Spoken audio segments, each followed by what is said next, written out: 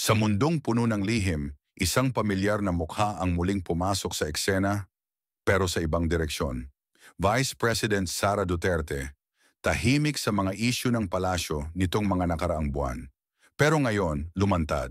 At ang kanyang suportang ibinigay, hindi kay BBM, kundi kay Amy Marcos. Oo, si Amy, kapatid ng presidente, dating kasama sa UNITEAM. Ngunit ngayon, tila lumilihis na sa sariling dugo. Bakit?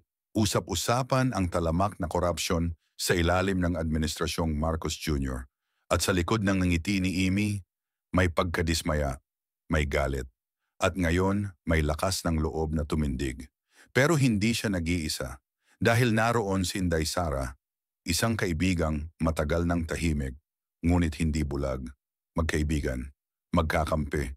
At ngayon tila magkatuwang sa isang tahimik na revolusyon.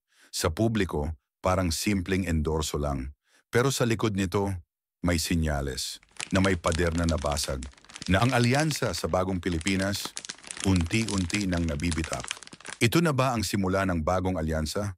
Saraimi sa 2028 o isang matinding mensahe para kay BBM na hindi lahat ng dating kakampi ay mananatiling tahimik habang ang bayan ay lumulubog?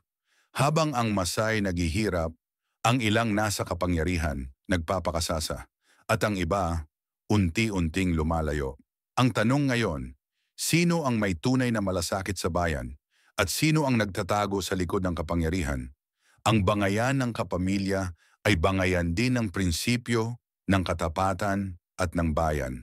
Abangan, dahil ang totoong laban, hindi lang nasa eleksyon, nasa konsensya ng bawat Pilipino.